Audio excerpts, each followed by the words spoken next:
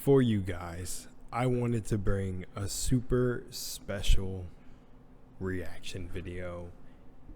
You guys like SCPs over here, or at least I have a part of the SCP peeps over here. I have Wendigoon peeps over here, and I thought to call back to one of the coolest series I've watched on my channel and, watched alongside with you guys was the conspiracy theory Iceberg. So I thought, which this should have been a Christmas special, but I was a bit busy yesterday. I thought to bring you guys this. The SCP Iceberg Explained. The full thing. This is a 50-minute video, so we're going to be in here for the long run, because just as much as he talks, I talk a lot. Not even intentionally trying to be transformative, but I just talk a lot, which adds to the transformation. So, it's going to be a long one. Buckle up. We got a long episode. Another thing I want to say, or long episode, but long video. One thing that I want to slap on this video is if you guys have any SCP reactions you want me to do, anything, drop them on this video, leave them wherever. Just honestly spam the comment section, because that also helps with the algorithm. I'm not really a YouTuber that likes to talk about that or talk about subscribing, but y'all know if y'all have dealt with me this long. So anyways, without further ado, I'm definitely getting back into the swing of things, and I want to see you guys throwing down your favorite things that you want me to watch. And I'm going to transition a little bit into dropping some gaming videos again and playing some games.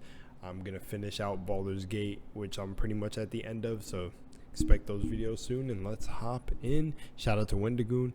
Wendigoon, if you would like me to take down any of my videos in the past or this one, I do not mind.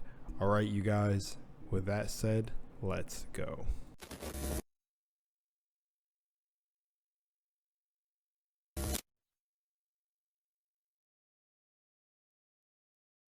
All right, let's hop in. And welcome to the Hello everybody, and welcome to the SCP Iceberg. This is going to serve as both an introduction, or at least I'm going to try my best if you're not familiar with SCPs, but it also has a lot of the very in-depth lore stuff that even me myself, considering to be like a huge SCP fan, didn't know a lot of this stuff going in. There have been other SCP Iceberg videos, however I haven't seen one over this particular one, and this one's by far my favorite, because instead of just talking about weird one-off SCPs, it's like connections between characters and greater lore ideas and stuff like that. Also, if you're just interested in the conspiracy Iceberg videos and want to know where that's at, I'm recording that immediately after this, so hopefully it'll be up pretty soon. We've got a lot to get into, so without further ado, let's go ahead and do that. But as always, thank you for watching.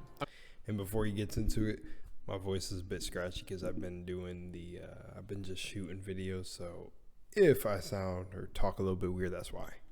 I'm going to give a brief rundown of the SCP Foundation and the basics of how it works.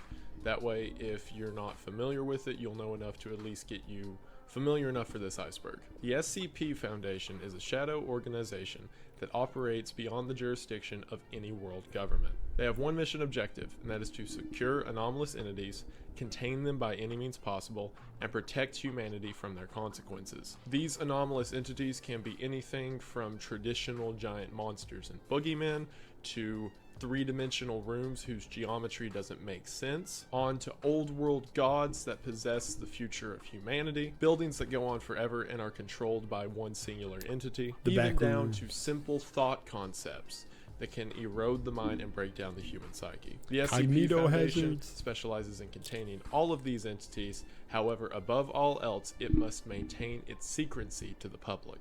The basic structure of the SCP Foundation works like this. You have your researchers, who are the standard characters of every story. These are normally composed of doctors who have different level classification of what information they're allowed to know, who carry out their experiments and containment protocol for these anomalous entities. As you could imagine, with several of these creatures, especially the more physical ones, there needs to be some kind of strongman force in order to contain them or go out and recapture them, and that's where mobile task force come in. There are several different kinds of mobile task force in the SCP universe, or MTF units as they're called, but each one of them have their own specialization when it comes to what they do in the Foundation. Then all the way down at the bottom of the totem pole, you have the D class. D class are essentially human guinea pigs. They are people that are thrown to some creatures in order to feed them or see what happens, and others are used for very tricky or risky experiments or cleanup procedures, and they're essentially treated. Poor D class. one second. I want to kind of do this for, like, if anyone is like hard of hearing. It's auto generated, so I wouldn't always trust the captions, but I'm gonna try to do something real quick. I think that should work. I will add that the reason I put a cognitohazard in this video is because several of these concepts, while fictitious, have to do with ideas of humanity and existence itself. So if that's something that bothers you, you may not want to be a part of this. I've seen a lot of people get really messed up by especially some of these later Iceberg ideas. Yep. So just putting Same that with out the there now. We start with the shallow waters at tier 1, or as I'm the shallow waters. I want to like put these somewhere for maybe right here. Maybe right here. Or maybe if my video's on, you can hear it'll auto generate the captions. I don't know. I kind of just had this random feeling to want to try to make it more accessible. That'd be cool if they that'd be cool. Yeah. That's all I'll say. Maybe hopefully the auto generated captions for my video will pop up. going to call it the D class information. Okay. Most of this information is to get you familiar with the SCP Foundation itself, starting off with the O5 Council. The O5 is a committee of 13 people whose identities have never been made known. They sit above the Foundation itself, and anything that happens within the Foundation goes through them. However, they are so secretive that researchers that are not above level 2 clearance are never even told that they exist. Several of the things that the O5 Council does is very shady, and their morality is questionable at best. However, it's implied that they have knowledge that no other researcher does. Therefore, to question their actions doesn't really work considering how far ahead of the game they are. It's even implied that several members of the committee are anomalous themselves. Yeah, that's what I've heard. Such as committee. I was going to make that, but I was like, I'm pretty sure he's about to say it, so I don't want to say it. But yeah, I've heard that some of the O5 Council are anomalous. I mean, there's a cat brain and this one right here looks a little bit anomalous. This person and this person, they look a little bit anomalous. Maybe the one with the obvious giant one. But I'm assuming number 1 would be the Foundation itself. Member 1, codenamed the Founder, who supposedly has been around since the founding of the SCP Foundation, which, depending on what tale you're using, can be anywhere from the 1850s to King Solomon. So yeah, probably not a normal dude. D-class, our inmates, is the rather well-known topic that the D-class people, or as I said earlier, the human meat puppets, are sourced globally from death row and lifelong sentences, and tend to be people who are in there for more violent crimes, such as murder and all that good stuff. So like when I was saying poor D-class, I was saying it more for the inhumane tests that they are subjected to. But again, even that is perspective, because if they're murderers and horrible people, then you had it coming. But some of these anomalous creatures that they put to experience, let's say, at the end of their life, are questionable if it is too far or not.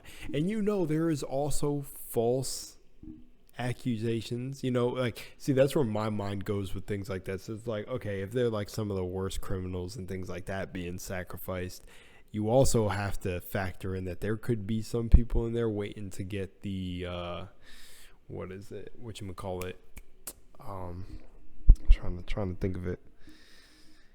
It's like they were convicted on false things, so it's like they're in jail for like a life waiting until some magical, no, I'm just not gonna say magical, but some badass lawyer comes around that wanted to look at cases, or someone who dug up their case and was like, I'm gonna prove this dude innocent and get him free. You know what I'm talking about? Those cases where people were falsely convicted for things. Imagine you were falsely convicted and then you heard you were going to this new foundation and you were going to be involved in this future project for humanity, and then you get exposed to a statue that breaks your neck when you blink. There are theories that this information is a lie by the Foundation to make people feel better. It certainly works in most cases. It makes you feel not as bad feeding, serial killers to monsters instead of just regular Joes. Groups of interest is in reference to the several groups of interest that exist throughout the SCP lore. As you've probably figured out, more people than just the Foundation know that there are creatures that go bump in the night, and they have formed their own groups either to combat the Foundation or work against it in some way. These include the Church of the Broken God, which is a group that is made up of people who want to put together the pieces of their broken god to initiate essentially a return of their savior. The Chaos Insurgency, which is a group, the group of the Broken God, the Church of the Broken God confused the hell out of me, but I kind of got it back when I think I have a video on the Church of the Broken God, but of people who stepped away from the SCP Foundation some time ago and created an entity with the sole purpose of destroying the Foundation. And Are We Cool Yet, which is pretty much just a group of crazy, weird artists who accidentally make or purposefully make anomalous things just to mess with the Foundation. Undercover agents and private military funding. So as hold up, what was their name? That was cool. 548. Created an entity with the sole purpose of destroying the Foundation. And Are We Cool Yet, which is pretty much just a group of crazy, weird artists who accidentally make or purposefully make anomalous things just to mess with the Foundation. Undercover agents and private military funding. So that's annoying, but that sounds cool. So as you could imagine, another step forward, the Foundation itself is implanted across world governments, whether that be the UN, private governments, or even local police population. This goes so much so that one of the aforementioned MTF teams I was speaking of is known as the Damn Feds, and their entire purpose is to insert themselves around federal governments around the world in order to figure out anomalous properties or blockade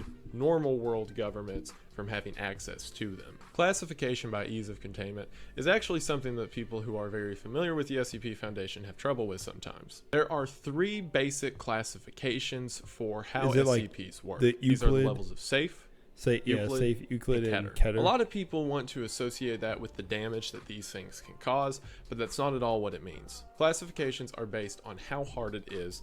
Gonna be 100% honest, I was thinking that too in the very early stages to contain how hard it is to contain them.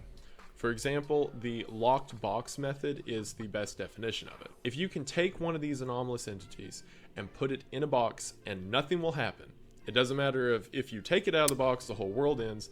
If you can leave it there and nothing will change, if it requires regular maintenance, or if you're not exactly sure what will happen if you leave it in a box, but it will probably be okay if the box is strong enough.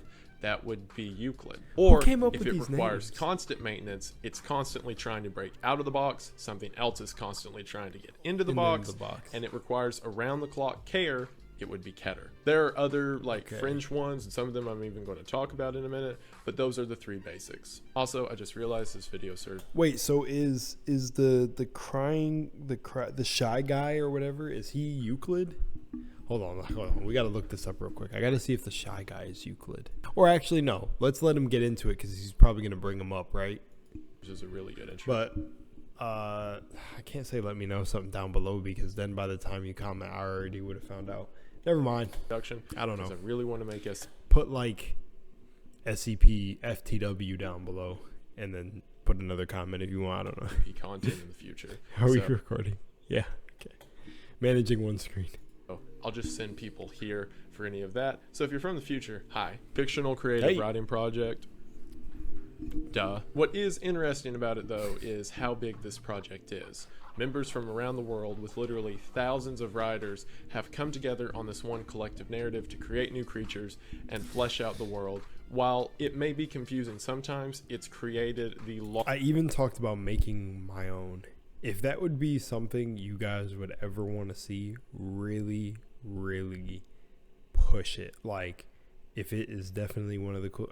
I was just saying, because that would be really cool to me. It sounds like something I want to do. I could make like a really quick, simple one, but if it's something you would want to see, put that down below. Largest collaborating writing project ever made. So good job, everyone. So remember how a second ago I said there was only 3? Oh yeah, there's there's some extra other Thaumiel. ones. Well, this is one of those extra other ones. Thaumiel would be the classification if the entity itself is the box. What that means is sometimes certain SCPs are used to contain other SCPs. The whole building For example, is Thaumiel, if you right? had a room that if you were to go open the door on the other side of the room, you'd start where you began, and the room forever loops on itself, that would be a really good place to store some big beast monster that you don't want to get out. Therefore, the room itself would be considered Thaumiel, since it's the box you're using to contain something else. Multiple canons is one of the problems that you're going to run into whenever you have a writing project this big.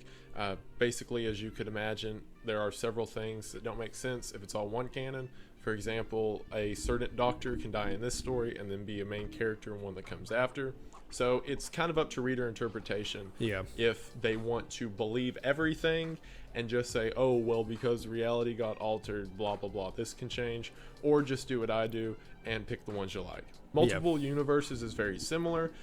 There are listed extra universes in the SCP Foundation. For example, SCP-5000 is from a universe in which the SCP Foundation became evil and killed everyone on Earth. But this also makes a good explanation if you want to believe that everything's real and simply say, well, it's part of universe B or C or whatever have you. So SCPs are numbered in this concept. Like I just said, there's an SCP-5000, and every number in between is a specific SCP itself. So one of the first questions you may ask yourself is, what's SCP number 1? And that's a good question. And that's a good question because SCP-1 is literally the one that's like switched around the most, or not switched around the most. Is like there's the Gate Guardian, I think. There's a couple of them. Gate Guardian. I can't remember. There's a couple though.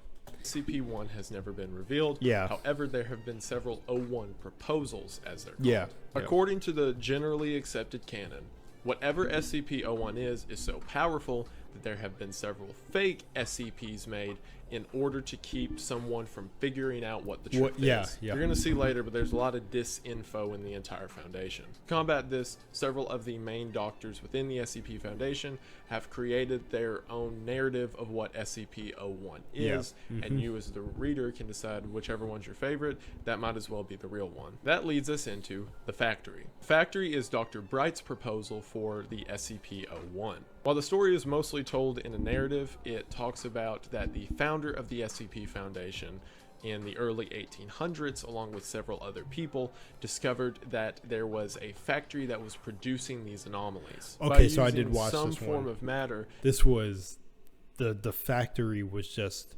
one mission you would not have wanted to go embark on. It was creating these supernatural not objects coming that are back. seen later in the canon as different SCPs themselves. A lot of people like this one, not only because it explains the origins of several SCPs, but it explains where the first member, or the founder, as I mentioned earlier, of the O5 Council came from.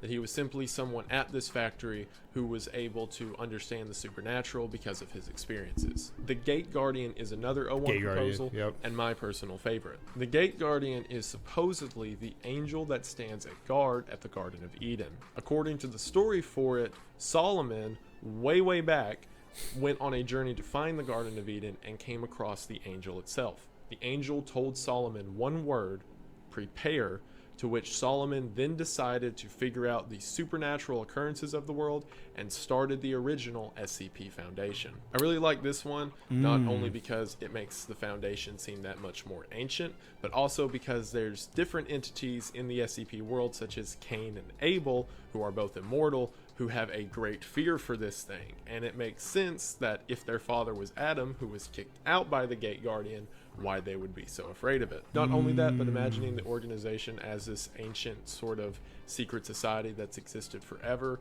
makes a lot more of the stories around the Foundation make sense. That is it for Tier 1. I hope you like the appetizer, because now we're diving straight down into Tier 2, or or as I'm calling it, the Mobile Task Force. First up, we have the Administrator. Now, this is a character whose existence is debatable. If they do exist, then they are the highest authority above the Foundation itself, above the O5 Council, above the Found. Bro, look at the picture of this dude, bro. What? He's got like Cthulhu's tentacles coming out of him. He's got like... Who made this image? Who allowed someone to make this image? Dude, I know the Administrator is extremely uncomfortable. Somebody get this dude like some back cream. What do I even say? Somebody get this dude a map. Under everyone. They are mentioned in very few stories and by opposing forces to the SCP Foundation. However, the implications of it is that whatever the Administrator is, has either always existed or is some form of deity. This is because of things like supposedly them seeing all of time forever, and the world around them being timeless, and yada yada, a lot of Call the Administrator the Akashic Records. stuff. They may or may not be real. I'm sorry, I should on to not the be doing first this. big one, Damarung. Damarung is German for twilight. This concept is mentioned within SCP-2718 and SCP-3448 if you want to look into them yourself. Whatever this thing is, it's established that 2718 is legitimately the most terrifying SCP because it could be real, and if so, would happen to all of us. What is the O5 Council themselves are afraid of it. I'll go ahead and say that 2718 is supposedly death itself, and 3448 is a device that is used to communicate with people in the afterlife. A short rundown of what happened is someone died and their body was placed in 3448, so they were able to communicate with the world behind them. What we get next is a very intense log of someone traveling through the afterlife, experiencing all kinds of demons, from locusts swarming them to the sky falling apart to all these ritual sites, and essentially a description of someone walking through hell. Throughout the entire document, the phrase "belief is key" is repeated over and over, and at the end of the story you figure out that the O5 Council themselves took amnestics, which is something that erases your memory, in order to forget about this entire situation. Now, this concept doesn't make a lot of sense until you start to put the pieces together. One of the tags for this SCP is it's a cognitohazard. What I like about this one and what I want to say is, if you guys already watch me, you already know about, like, I would say my metaphysical discussions and my background in that. But it's funny that one of the things that came out of that was belief is key. And I'll oppose it as this without saying too much of what I believe. I always want to spark and plant the seed for people to, of course, come up with your own ideology and come up with things that satisfy you, rather than just believe what is pushed onto you, because at the end of the day, it's knowledge of the self. So I think what's important is your interpretation of what comes after. But from books like the Astro, I don't have the books on hand right now, so I can't reference them to y'all, but let's say a holographic universe or a book like that, or Astro Dynamics. If we go to the first literal Kemetic law, Hermetic law, literally they're all basically the same. I remember there was a girl way back that corrected me on that. I'm like, it's still the same. The 7 laws of the universe, they all come from the same origin. Once you understand them, it's like a different level. But the first one, the mind is all, the universe is mental, that would make a lot of sense for the afterlife. So, but where it starts to fall off for me is, if belief is key, then either that entity or whatever happened there during that is either saying to the people viewing this, or that they're talking back to, so the O5 Council, is belief is key is either belief that you're not going to go somewhere like that, which would make sense with the whole universal law that all is the universe is mental and all is in the mind, and that would mean precisely that if you died and you thought, like, before your final moments or your entire life, that after you died you were going to end up in some sort of hellscape, then you would end up in the hellscape. So I can see why belief is key. I could be completely interpreting that wrong from based on what is being said, and of course I stopped and got into this because, I'm very passionate about talking about things like this, because I feel like at the end of the day, your mind is going to make up what you experience after 100%. So, yeah. which means just knowing it exists is dangerous in itself. Knowing it exists is just dangerous within itself. But that's what I want to say too, is like with the whole multi-universe theory too, is then there's multiple universes of hells. You know, if you think about multi-universe theory, and then with everyone who believes in different religions, it's like there can as easily be multiple heavens. See what I'm saying? So it's like whatever you choose to believe in, you will probably end up in that heaven depending on how strongly you live by that within your own mind. When you combine that with the phrase belief is key, this starts to make sense. We find out through the logs that the person who died in 3448 had heard these stories of what hell was like, and it's exactly what they experienced once they died. However, that's not because this is the one thing that happens. It's because whatever you think happens to you in the afterlife is what comes to be. So if you knew that this was how it worked, and therefore there is no true afterlife, then after you died, there would be no afterlife.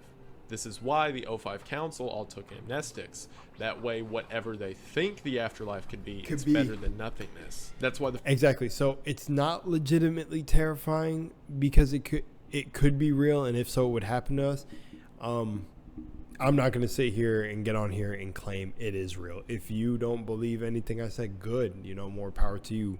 I want you to believe what you want to believe. But this is why reprogramming your mind is so important, because neuro-linguistic programming is a very real thing. You can see books like on atomic habits or everything, but that's why making sure you have no fear is one of the biggest things, like the fear of death and things. And wow, my phone lit up and it happened to be 11:11, but my phone literally lit up for no freaking reason. But yeah, that's one of the most important things, is like you need to program your mind to not have the fear of what anybody could play, because we're all programmed. So you have to do the work of unprogramming yourself, because that would be a very scary programming. And one moment real quick. Drive safe. Okay. The phrase belief is key is repeated so much. Whatever you believe eternity to be is what will happen. 231 is a bedtime story. Now, with several of these, there is this huge overarching lore that I can't go all the way into right now, and I highly encourage you to check it out yourself. However, I'm going to do a very... 1 second. I hear something weird. Sorry, a little bit of technical difficulties. Catching you guys up to speed really quickly. We're on to 231. It's a bedtime story. I was trying to find my mic to clip this like onto my microphone that I use for when I shoot my phone recorded videos out in public somewhere, and it just ended up not having the best quality for being on the computer. It's picking up too much noise. So then I switched back to this. I played the video and recorded it a little bit, and then the recording was being a little bit weird. So then I said, you know what? Let me delete that, and let me restart, catch you guys up to speed a little bit. So where we're at is right now he's talking about the Scarlet King. And it's basically an entity that's trying to break into our timeline. And it basically is using 7 women for the rituals, which sounds a lot like the 7 chakras. Funny. And and once the 7th baby is born, then he will break into our world. And I'm pretty sure he's trying to destroy it or do whatever, take it over. You know, that's just what like Scarlet Kings like to do, I guess. And I made a comment saying, wow, you SCP writers are really obsessed with doomsday fantasies, aren't y'all? You got some weird doomsday kinks, huh? To each their own, and impregnating women for the rituals. So yeah, but I was laughing because I was like, why are you guys obsessed, or whoever wrote this, with world-ending entities coming into our reality through baby births? So yeah, I think he's getting on my nose. But also that when everything was going awry, I just decided to rye bread's kind of all right. I actually haven't had rye bread in a long time. Okay, let me stop over here showing that I'm like on the autism spectrum, or autistic spectrum. Guys, don't quote me, please don't quote me. So I want to say this just in case anyone is sensitive. I'm just joking. I'm just kidding. I may actually be. If I could self-diagnose, I may actually be. But, anyways, let's continue with the video. Jesus. Gives birth, an evil demon king's going to come into our world and destroy it. Oh, yeah. So the only way to prevent her from having this child and allowing the Scarlet King to cross through is she must be, according to an old legend, be tortured forever to prevent the coming of the child. That is a dark writing. Wow, it got even worse. This is known as the Montauk procedure and is necessary for the preservation of humanity. Now that's really dark, right? And it definitely is. However, there is an interesting twist on this story that came from the SCP tale by Faith Alone. According to this, there is no torture procedure. What actually happens is every night the researchers come into her room, read her a bedtime story, and then leave. However, they persist rumors that she is being tortured in such a way, and it's horrible and gruesome, and everyone who's a part of it can't stand themselves, to create the belief that she is being tortured. And because this is like a god entity that must be worshipped, just because people believe that she is suffering, that's enough to prolong his coming. I really like this theory. It's an interesting take and a good example of how the Foundation will lie to other members of the Foundation in order to both preserve what little morality they have left and simultaneously save the world. Three Portlands is the same type of... Wait, so she's not being it's to prolong his... He wants the torture? No, he wants the kid to be born, right? Okay, that one is going to go over my head because I'd have to go back and hear it again. It didn't hit me because it's a little bit confusing. So, by them spreading the rumor that she's being tortured, I'm playing... What? Yo, it's most replayed here too. Well, there's a couple spots that are almost most replayed. This one and then over here and over here. What? Hang on. Because every night the researchers come into her room, read her a bedtime story, and come into our world and destroy it. So the only way to prevent her from having this child and allowing the Scarlet King to cross through is she must be, according to an old legend, be tortured. Forever to prevent the coming of the child, and therefore the Scarlet King can't cross over. This is known as the Montauk procedure and is necessary for the preservation. Horrible and gruesome, and everyone who's a part of it can't stand themselves, to create the belief that she is being tortured. And because this is like a god entity that must be worshipped, just because people believe that she is suffering. This is a god entity that must be worshipped. So, okay. That's enough to prolong his coming. I really like this theory. It's a... Oh, I got it. Okay. I kind of got it. Because basically gods need the power of the people to believe in them or they won't be real, in a sense. But because of all the background, at least in a little bit of things I've read on the Scarlet King, it confused me for a second. But I think I've grasped a little bit of it, at least.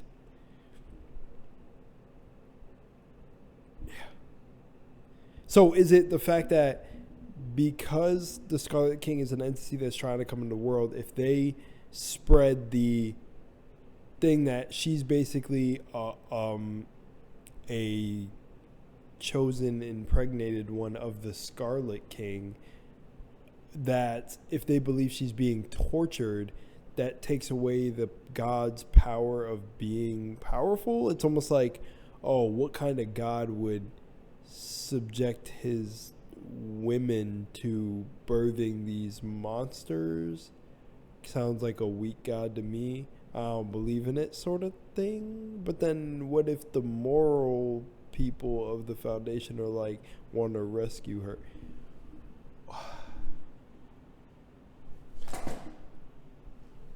Reflexes. I'm Miles Morales. No, I'm just joking. I don't even like Miles as a character. My characters are in anime, bro. Call me Yuta Okotsu from Jujutsu Kaisen. Yes, sir. All right, let's move on. I'm this one's a little bit confusing. Respectfully, I'm sorry to everyone who had to watch me go through this. This one is a little bit too confusing. I get the whole belief in a god thing. Like he would need people to believe in him for him to be more powerful, but I don't get how them spreading the lie makes that anymore. I don't know. Take and a good example of how the Foundation will lie to other members of the Foundation in order to both preserve what little morality Yeah, they like, have do left, they want her and tortured? simultaneously save the world. 3 Portlands is the same type of alternate dimension as 4971. Mobile games are going big with Google. Mobile games are going big. I'm gonna cut it. Or no, well, it'd be no point. We just skip. All right, let's go.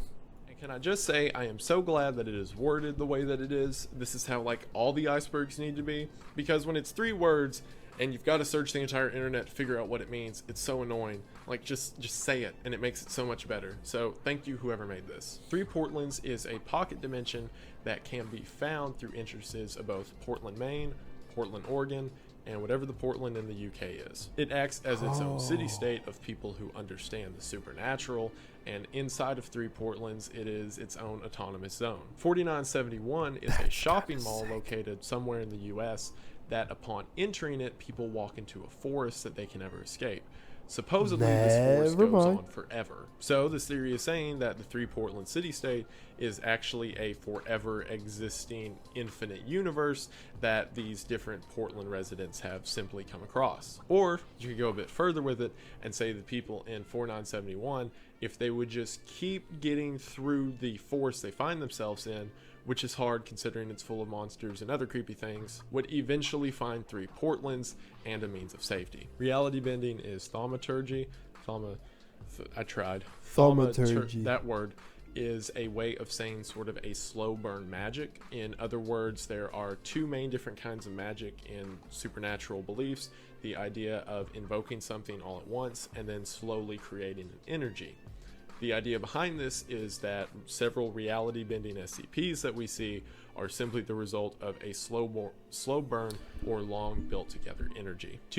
That is cool. And the thaumaturgy thing is like the spell in D&D. Fairy is SCP-478. Tooth Fairy. And is an entity that resembles a small butterfly that flies into your mouth while you're sleeping and fills your mouth and lungs and stomach and all internal organs with teeth. So that's comforting. It's a good explanation of how several SCPs are adaptations of modern folklore. Here comes one I didn't know about until starting research for this, and that's SCP-000. Now, there shouldn't be a 000, and that's exactly right. The tale starts off with a security protocol in which a doctor known as Dr. Rosen is complaining that there is continuous error messages given from the 000 entry, which is empty like it's supposed to be. However, if you scroll down on the log and highlight the entire white area, you find hidden text of someone trapped in an alternate dimension. According to them, they continuously walk through this fog, and as they do, they see these different monsters and creatures passing them continuously. The only interaction they have that is in any way meaningful is a shadowy figure comes up to them and simply says the word Foundation. In response to this, the person telling the story begins screaming as loud as they can, and as they do, they begin to see reverberations across the sky. They continuously scream over and over to see if something will happen, although nothing does. Supposedly, this screaming is causing the error messages that we are seeing on the 000 screen. This ties into an interesting theory, and that is that of pattern screamers, which the next topic on the iceberg is pattern screamers. Pattern screamers are supposedly whatever existed in our universe before modern life existed, and something caused them all to be done away with, although no one knows what. Pattern screamers are understood to be beings of pure energy that exist within the gaps of reality itself. What that means is they are both everywhere and nowhere at once, and whenever they scream, that's what causes anomalous things to happen, or reverberations in the world, and other spooky, scary, science wobbly stuff. So go back to the last topic, 000, and supposedly what we're seeing is what every pattern screamer themselves sees. And instead of being these evil entities that want to destroy humanity, they're simply people lost who can't find a way out. Or people, whatever. Oh, that is so kind of cool, bro. I so got that. That's sick. Okay, that's pretty cool. 001 is innocuous. This is a theory that has propped up. As I said, there have been several 01 proposals. If I am right, 30 of them. However, this theory says that all of those are wrong, and 001 is simply whatever the first SCP discovered is, and it might as well be a spoon that doesn't let you eat food or something boring like that. That would mean that Okay. every O1 proposal we've seen is simply a distraction in order to point people's attention somewhere else. Now we got a couple more of those weird object classes I talked about. Okay. First of which being explained. Explained is exactly what it says, that since this thing has come about, it has been explained in some regard, which makes sense if the foundation's very old. Yeah. For example, one of the explained objects were these weird rocks that glowed green in the dark and caused physical damage to people around them, and we've since figured out that that's just radiation. Therefore, that is an explained SCP and is knocked off the list. Apollyon is another very rare class that you will almost never see. Going back to the whole box metaphor, Apollyon is often the description that there is no box, or we have no understanding of how a box could exist to contain this. Or the description that I like, if you throw it in a box and then you're on fire and everything around you is on fire and the world is dead, it's Apollyon. Like I said, this is very rarely seen, for example, in SCP-4005, which is essentially a giant god that exists in an alternate dimension, and supposedly at any time it wants could just destroy everything. That would be Apollyon. It's also seen in the SCP-01 proposal when day breaks, which is when the sun decides to melt everything at once. Yeah. Obviously can't be. When day breaks was like freaking. When day breaks was creepy. That one tweaked me out a little bit. Contained, and that is also considered Apollyon. Dr. Isabel Helga Antasia Parvati Wondertainment V is the modern heir to the Wondertainment Corporation. Wondertainment is a company you're going to see a lot if you get into SCPs. Essentially, as far as anyone knows, it is a toy-making company that either accidentally or because they think it's funny, keep creating anomalous creatures. Oh, That's everything just like from people who so, just like the "Are we cool yet?" or whatever their name is. speak in cryptic words to little toy robots that have actual nuclear missiles in them. Dr. Isabel, whose name is there, is the current heir of the Wondertainment Company. Now, really the only time she's mentioned... Before I even let him continue talking, I would like to believe that I think please nobody steal this idea. I gotta go do my nose again, bro. I'm over here like dying like this. Oh, God. Sorry guys to those of you who don't use your sleeves when you. I know. Hang on, let me be right back. Okay, so for an SCP idea, I would like to believe, right, that there is a world or a plane of existence big enough to house all of these SCPs.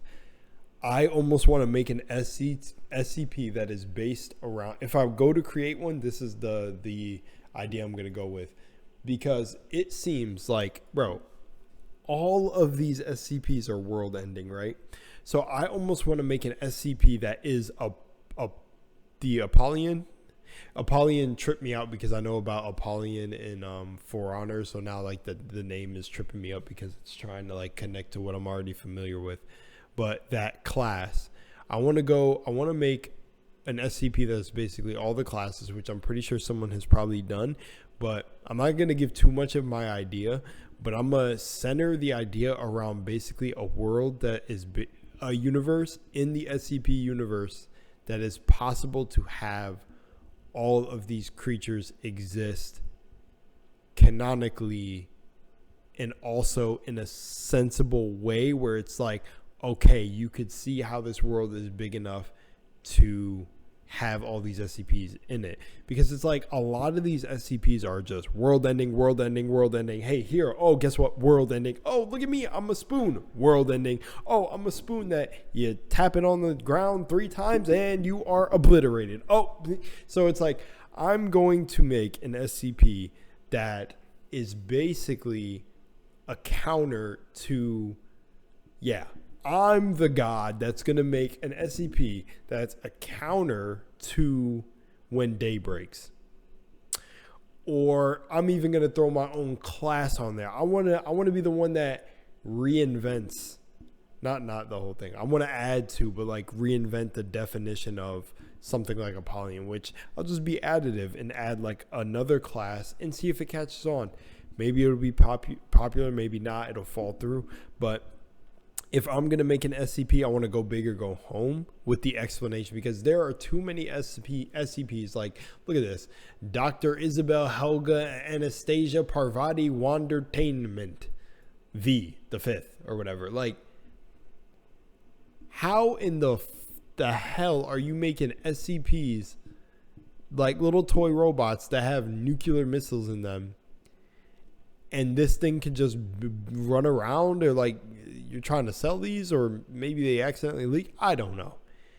I need to do something. I need to be the man who's making SCPs that fight against these other SCPs, but I don't want them to be whack. Like, using my incredibly vast imagination, I want to go absolutely ham with making SCPs that fit within the lore and aren't just complete broken counters. Like, okay, when day break, I'm going to make an SCP called when day does not breaketh, and it's just going to be a complete counter. Or we got the Scarlet King, so I'm going to make the Sapphire King, and the Sapphire King is basically the Scarlet King's distant cousin that doesn't allow him to come back whenever the 7th child is born, or in a split 0.01 millisecond moment, the Sapphire King is born throughout a complication in the births of the like, you know, I don't want to do something that's easily I'm just countering. I want them to be clever counters to these things going on. And my main SCP that I would write is going to be one based around an SCP that basically like houses all these. I'll explain it a little bit later, but you get what I'm saying? I feel like there's too many SCPs that are world ending. Like, you mofos are over here obsessed with entities that just absolutely can obliterate you with and that's why I think my favorite thing in the SCP world, and just all of you guys who are fans of the SCP universe and put me on to this stuff, is I like the creatures that are terrifying and actually have some sort of way that could be stopped. I'm like a fan of power fantasies, but I'm not really a fan of just creatures that are straight up, oh, there's no way you can get rid of it. You can't get away from it. It can obliterate you. There's no stopping it. You're dead. Like, I'm like, bro, that seems so boring. Like, oh yeah, let me just, like, yeah, like, I was actually just going to grab the headphones and give you all another example, but, you know, like, I like cool things that are almost like this. Like, if it's going to be an SCP that you cannot escape, can't get away from, blah, blah, blah, then like this do-rag that protects the roots of our hair. It's like an SCP that once put on, you turn a similar color and can't take it off, and then sooner or later you turn into Barney or something, and there's like no escape, right? But for me, I don't know. For me, I guess I like a balance. I'm over here chatting so much about SCPs. I just like to get passionate about what I'm talking about. Sorry, guys. But you know what I'm saying? Like, I just feel like there's got to be some sort of counter to these SCPs that just absolutely obliterate everything. That's why I think one of my favorite SCPs is the fact that the building itself is an SCP, and it can like house all the SCPs in containment, and it's like Thaumiel. It's considered Thaumiel. But all right, let's just continue. Let me stop.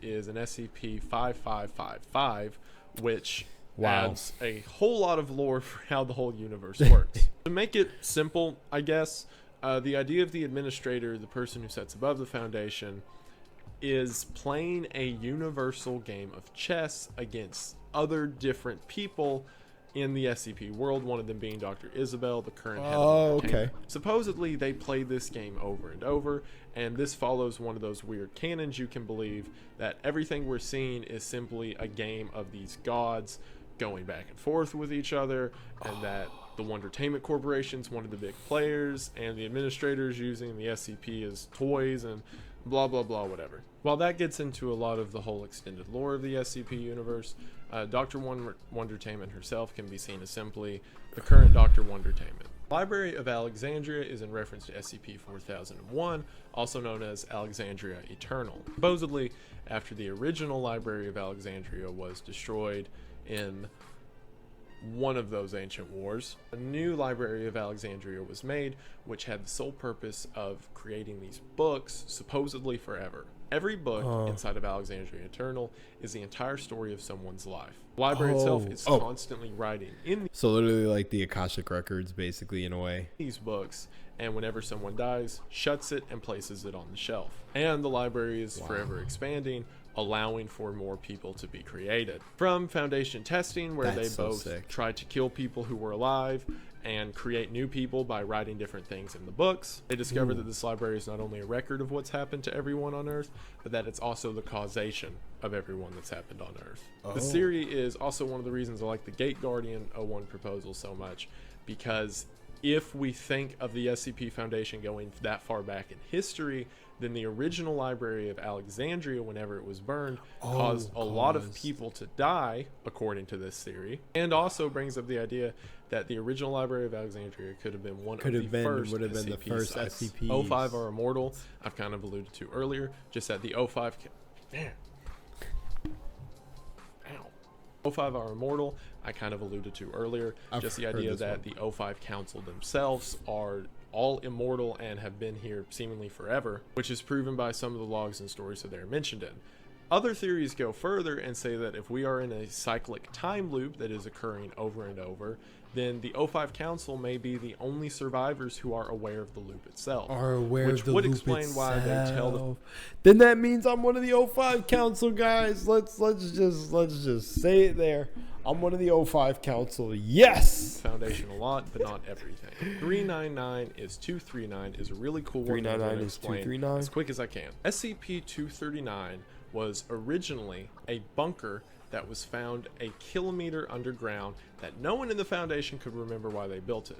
And the only thing found down there was the body of a man named James Talleyrand. Upon recovering the phone of James Talleyrand, he had written down everything that had happened to him, and it basically went like this. James Talleyrand was a research scientist who discovered an entity that was labeled as SCP-3999. However, for the researchers that are reading his phone, it doesn't make any sense because at the time there is no 3999. According to James Talleyrand, it was an entity that could not be described. It neither existed in our plane of existence, it had no physical form, and the only thing he knew about it is that it was this evil being that just wanted to torture him. At first, it started out kind of menial, with changing things around his room to making people around him hate him, but it progressively got worse to the point that the SCP-399 deleted all records of itself and all records that James Talleyrand was a member of the Foundation. Obviously, this takes a lot of power for an extra-dimensional being to do all of this, but its only interest seemed to be torturing James. It then began to get more malicious by having members of the Foundation murder his family. Somebody in reality is experiencing so much of the bad end of the stick, or the cards that were dealt are hitting so hard that Buddy made an SCP based on his own life and dramatized it to a high degree. Tell me that's not what this one is. It would be a totally and incredibly unfortunate story if there was an entity that was an SCP that just wanted to fuck with you. But this is definitely sounding like somebody is having an incredibly tough time in life right now, and they wrote this SCP because they believe that there is an entity that is out to just get them. That's where the inspiration of this is sounding. I am comfortable with that conclusion. It satisfies me. Let's continue. And tried to kill him, and it eventually got to the point where James spent millions of years, yes, millions. And of course, hopefully that person is doing better if that's where the inspiration from this came from. And if not, okay. Being constantly experiencing death and then being revived by this thing over and over. However, during this time, James realized... It sounds like the guy from the one SCP thing I watched, the D-class personnel that is immortal. I forgot what his name was, but that series. Shout out to that series. It's like the containment series or something. That this wasn't actually happening, and it was all a simulation 3999 had created in his head. Therefore, the only way to stop it was to kill himself, which during a moment of opportunity, James did. Which leads to where the story opens up of these men finding a bunker they can't remember, going down and finding the body of James. SCP-239 is known as the Child Witch. 239 is an 8-year-old girl who has supposedly infinite power. By infinite, I mean according to the... Hang on a second. We're about to get into something that's sounding like, what's the one game? Is it Fear? The Fear series? And something else, just with little girls having a lot of power. Like, is it the Call of Duty series and zombies with the whole... The girl with the teddy bear, I don't know. She's like fragmented in time, and it's like Richtofen's daughter. I can't remember the comparison I'm trying to draw. All right, let's continue.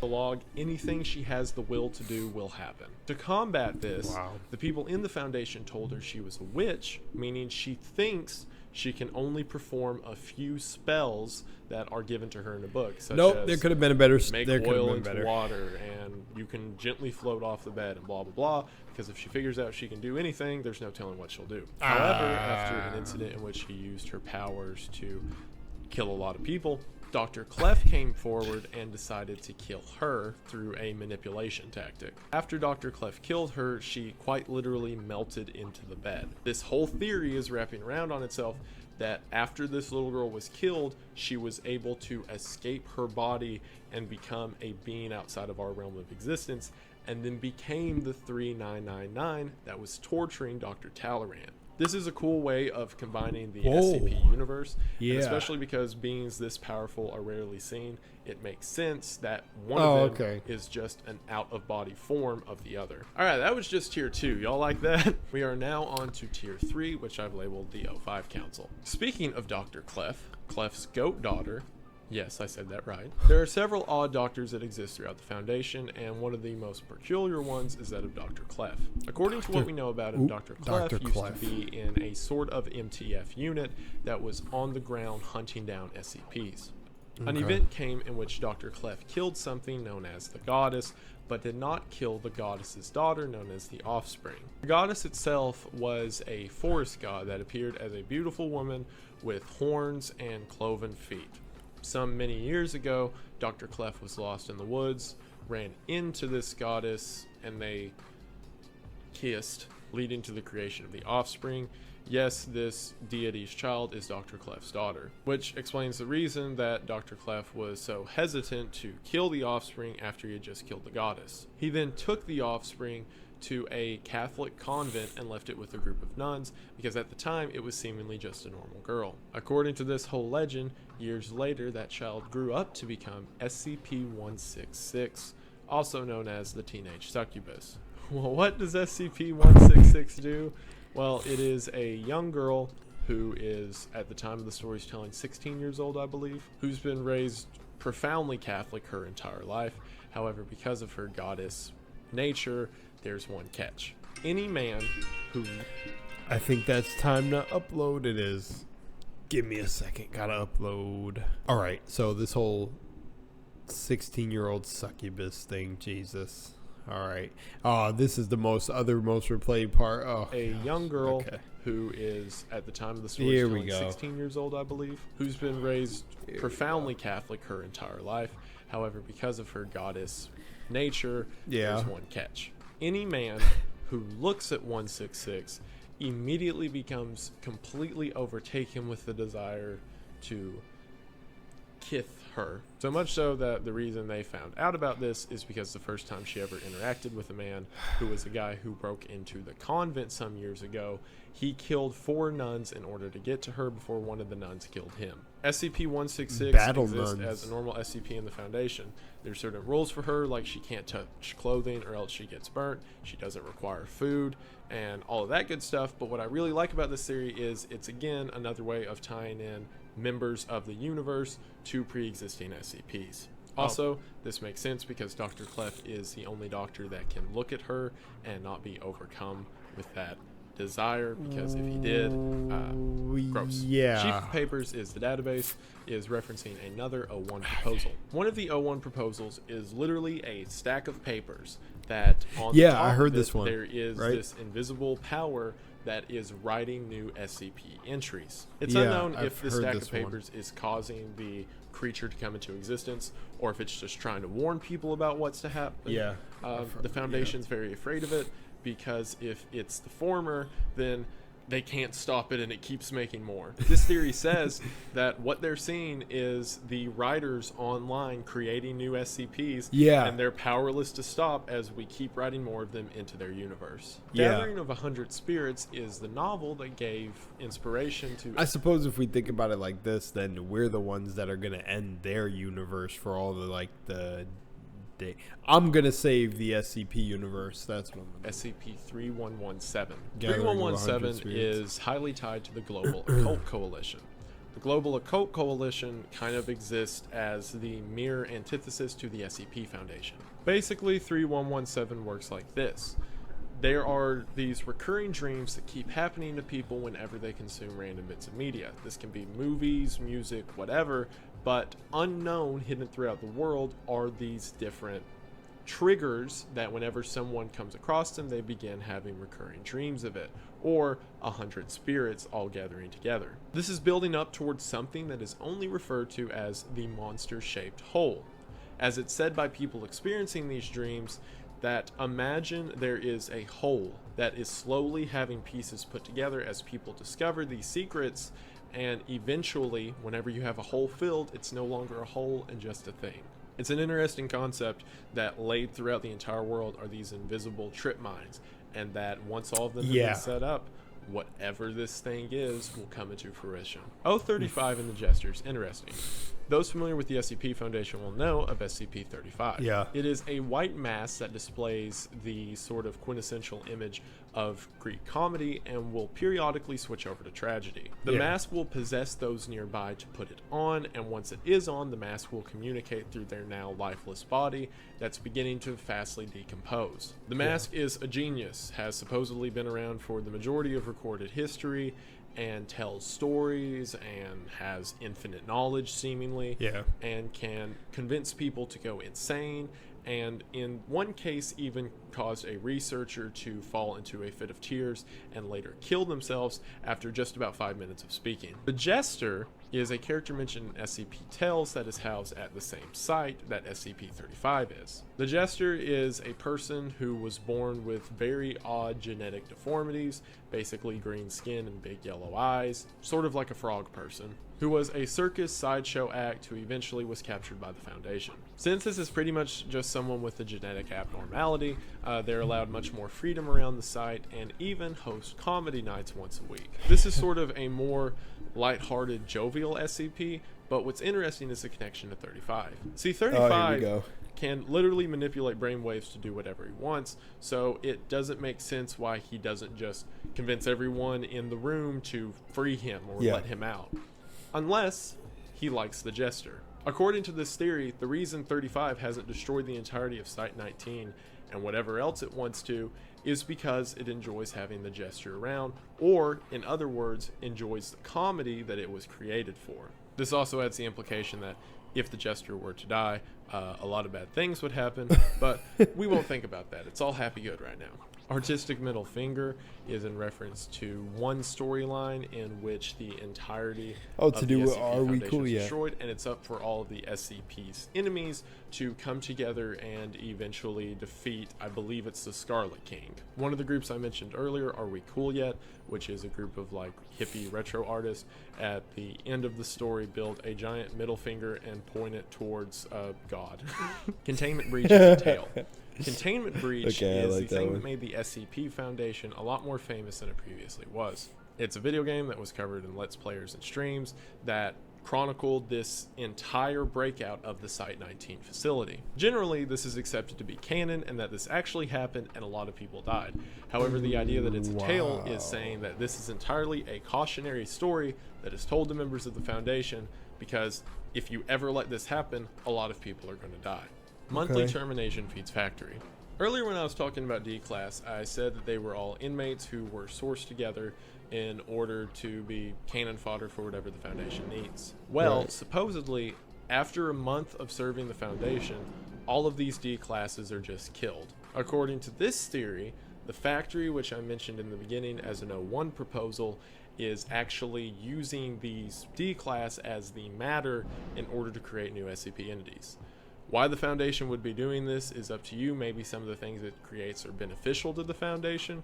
However, this is a theory to explain what happens to all of these D-class. Chess players for the legalization of marijuana is actually a joke, I'm pretty sure, because there is an organization in the SCP Foundation called Gamers Against Weed, which is a group of people who keep stealing like anomalous items from the Foundation because they think it's funny. So this chess players for the legalization of What in the hell? See, I'm gonna come through and make.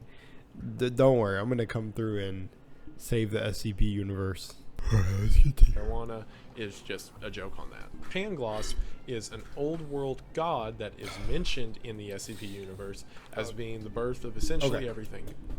Well, hearing that a lot of these are rare to encounter, or the most overpowered things are actually not that rare in the universe, in the SCP universe, I'm still going to make a fail-safe sort of thing. I got y'all. Watch. I'm gonna make something cool that I feel like a lot of people will like, and yeah, let's see what happens.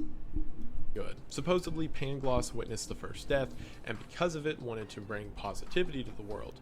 There are several notes that are found throughout SCP Unless stories Pangloss is in this. which the SCP Foundation is encouraged to keep going and pressing on, and other jokes that are sort of making jovial gestures to completely evil things that are happening, saying that Pangloss is trying to make the best of a bad situation, and that he is acting throughout several SCP stories, even if we ever know it.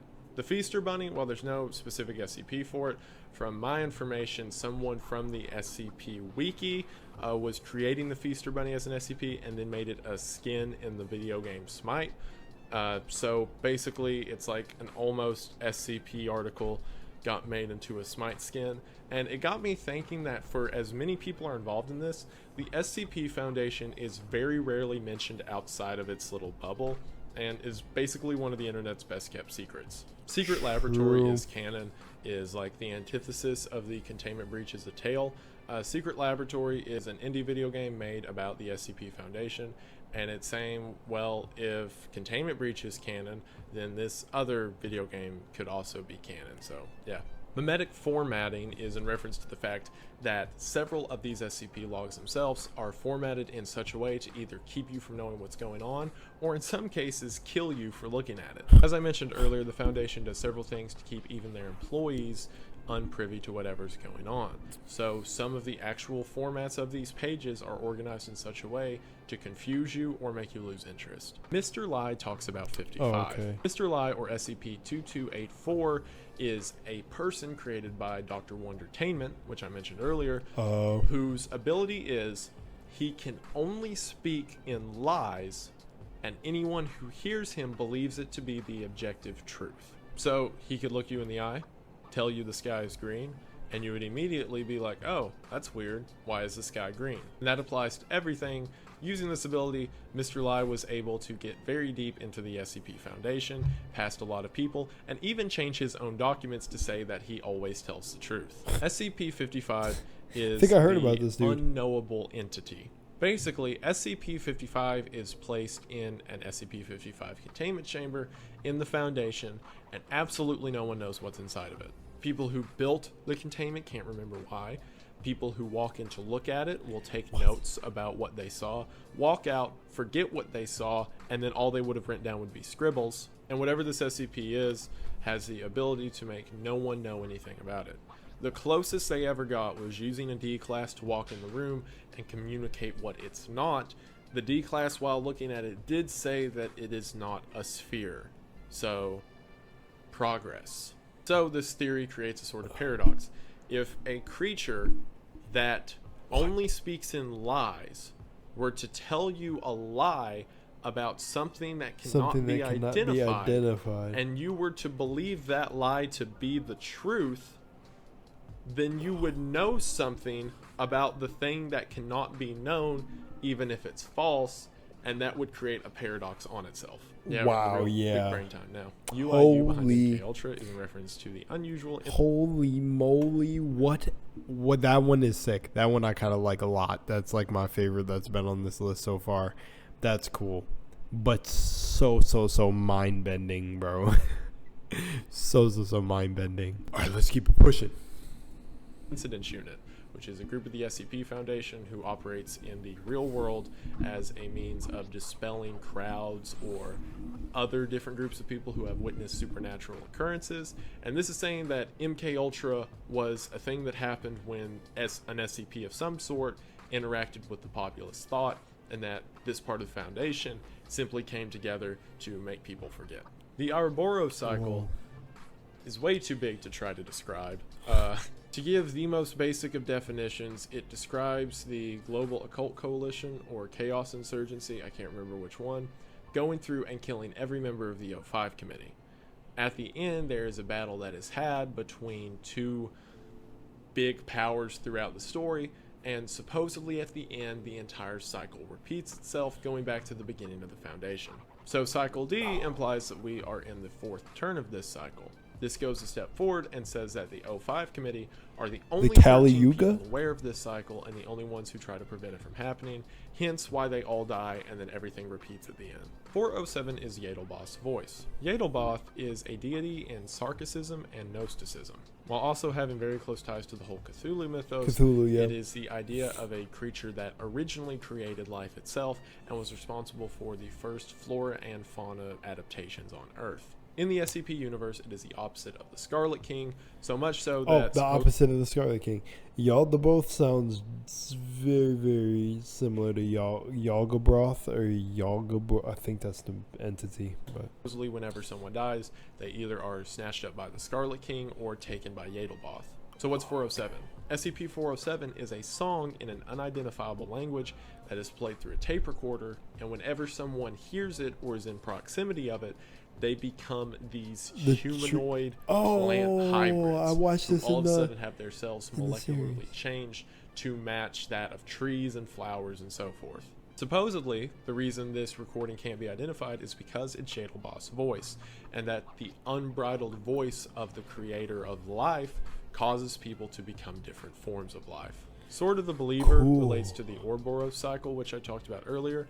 At the end, the two main characters face off with the Sword of the Believer and the Spear of the Non-Believer. The Spear of the Non-Believer is a spear that was used to stab Jesus' side on the cross, and the Sword of the Believer is Lucifer's sword that he had when he was cast out of heaven. So at the end of this fight, you have the item that was used by someone that believes in God but defied him, Lucifer, and the spear of someone who did not believe in God and tried to kill him, the spear, coming together in this final clash that resets the cycle of time. So yeah.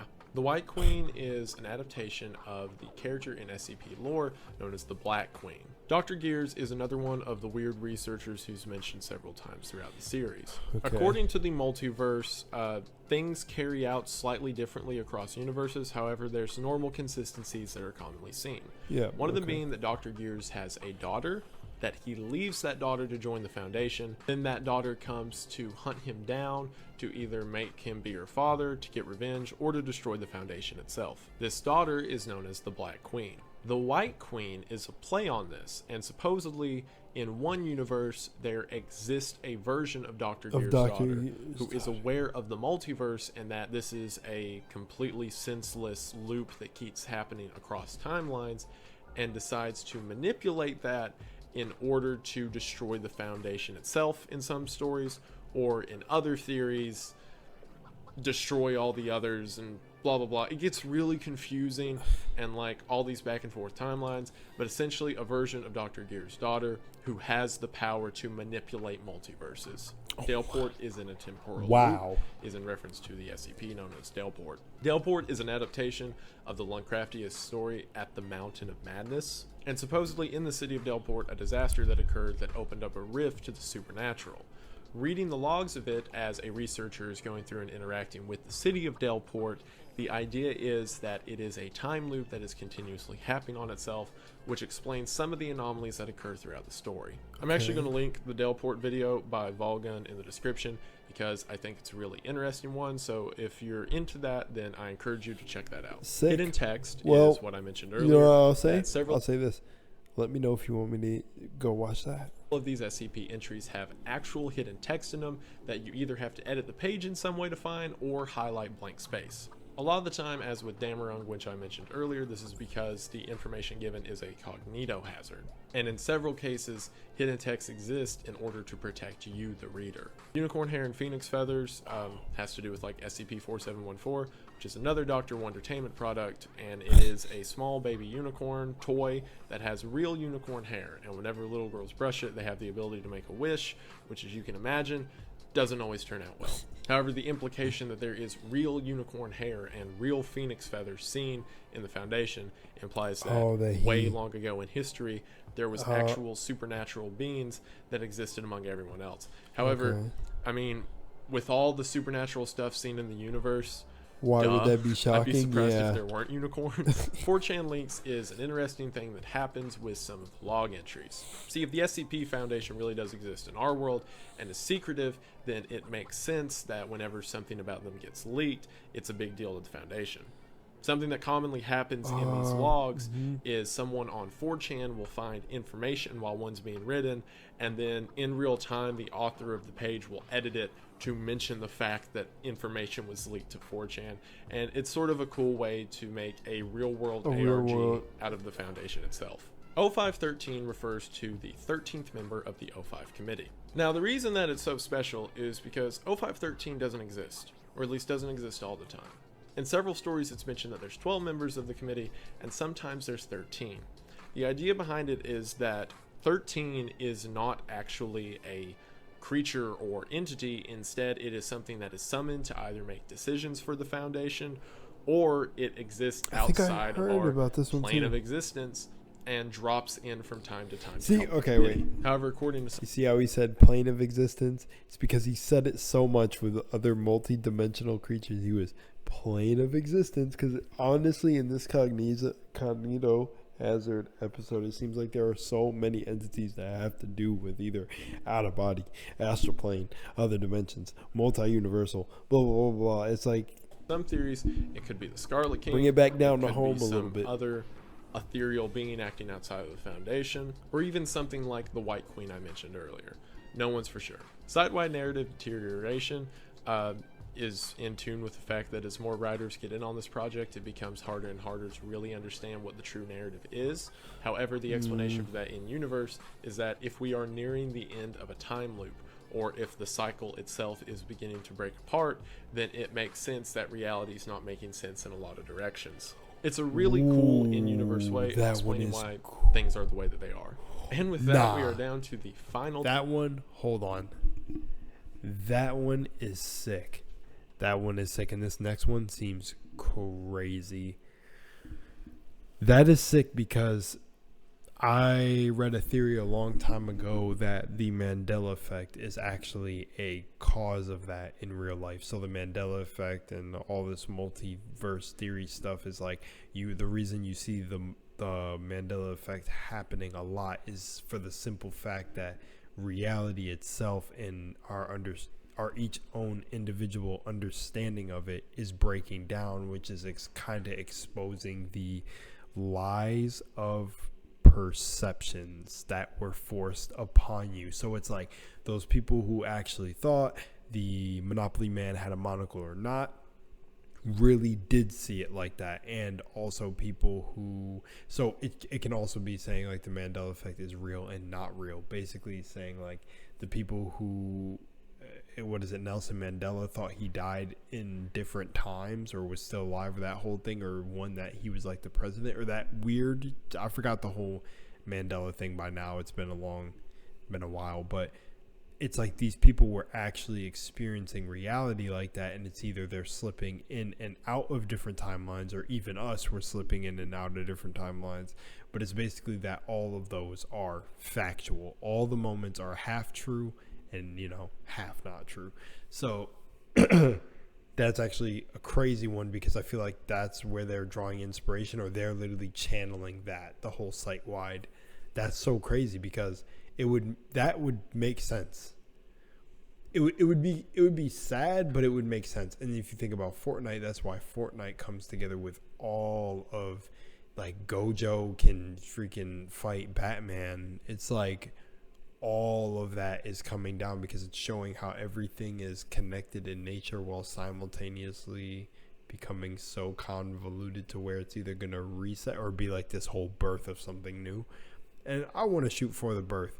That one is a trippy one to me, because that makes and it's a most replayed part too, because that would make sense why a lot of people would come back to that point, especially a lot of people who feel like they're aware and awake to things going on. I feel like that one hits home a little bit with a lot of this stuff. So yeah, that one's deep. That one hits. I made a little break in the recording real quick, but yeah, that one hits, because I could see how that one is like a real SCP. And also, I was thinking about this. It's like how it's almost you know, let's just keep going.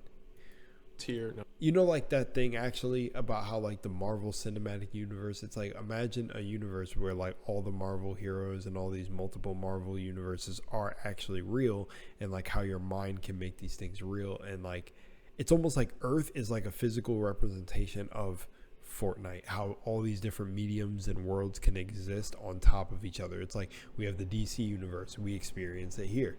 We have the Marvel universe, we experience it here. We have maybe the BioShock universe, where we all played, a lot of us who played BioShock, we're witnessing that. Or like the Tomb Raider series, we are witnessing a universe that existed where Lara Croft was this person. And it's like Earth serves as the playground for all entities and stories and things to come together, which is like the SCP universe is just one of those things. So when they bridge the gap with the things like the papers, are the authors writing more SCP. It's like crazy to think about. It gets really big brainy and all over the place. It makes sense, me literally saying it to myself, but to relay it would probably be confusing as hell. Tier 4. I'm not going to do it. I also want to bring in another theory that was not mentioned on the iceberg for this. So I've labeled tier 4 the ethics committee. In the SCP Foundation, there is an ethics committee, which is normally the butt of a lot of jokes, because one of the things the Foundation does in their free time is feed people to giant monsters. However, the theory is that the ethics committee is actually a facade for a true body that is acting within the SCP Foundation, either against or unknowingly to the O5 Council, and are the real ones calling the shots. First, we have multiple narratives. Again, as you've probably figured out at this point, narratives are very hard to point out. However, multiple narratives do make sense in universe if everyone has their own motives and can also be reality benders. Maybe a lot of what we're experiencing is itself the work of these greater deities or powerful entities creating their own narratives the way they want it to play out. And these lead to the inevitable multiple apocalypses. There are several SCPs that can theoretically end the world. And as we've seen in several multiple universes in the SCP Foundation, there are several that do end the world. Perhaps the entire thing, the way that it's playing out, is just a group of people, maybe the O5 or the ethics committee, trying to figure out how to avoid as many apocalypses as possible. Or maybe there's no point, and maybe everything that's happening within the Foundation is heading it towards an inevitable end. All SCP-001 entries are real, stating that everything from the Gate Guardian to the factory, fact that they are experiencing in their universe. Let me pause. This one gets me, because you know how, like, some people are like, there's like, not like debate, but theories on which SCP-001s are real or not. It's literally comes back to the basics. If you simply believe in multi-universe theory, but you guys want a consistent timeline of lore to follow, or maybe you guys don't want it like that, or all of us that are into it. Yeah, I'm not too deep into them, but you know what I mean. I'm interested enough and like it enough to definitely write my own that would, you know, I feel like you guys would think it's like fire based. And I would really put the work and focus into it. But if you believe in multi-universe theory and multi-apocalypses and all this stuff, then all the SCPs would have to be real. All the 001s would have to be real. Unless there was one definitive one that offsprung all of the events that are happening. So it's responsible for multiple universes. If you write an SCP-001 like that, then it starts to kind of narrow it down and bring it back to a controlled state. There's an SCP that, you know, wrote all these, but then the thing that would become the problem of that, unless everyone collectively agreed on one SCP that sprung off the events of everything else, would be like an agreement for everybody else who tried to write an SCP-001. So say I went to write an SCP-001 and I said that my SCP was responsible for all the ones that you see, the Gate Guardian and all that, blah, blah, blah, blah. You know, that's why I kind of like the papers ones a lot, is because it's almost like we are responsible for the events that are basically happening in their universe. But you know what I'm kind of saying here is that if you want to get down to like trying to narrow it down and make all the stories combine and come back together, you're going to need one like super entity that started all the events. Yeah, basically one just big source of everything that can start tying things together on why it's so chaotic. At least that makes sense to me. I don't know if I'm making sense. Us creating more SCPs is all true, and the Foundation it's inevitable end. All SCP-001 entries are real, stating that everything from the Gate Guardian to the factory to the fact that they are experiencing in their universe us creating more SCPs is all true, and the Foundation itself may be powerless to stop it all. The Foundation is real. It's stating that the SCP Foundation is its own shadow organization that exists within our real world. Or another theory, you are not. If the concepts that I've talked about at length before of I think, therefore I am, and our understanding of how the universe works to such a degree that just because we think ourselves conscious, we are not.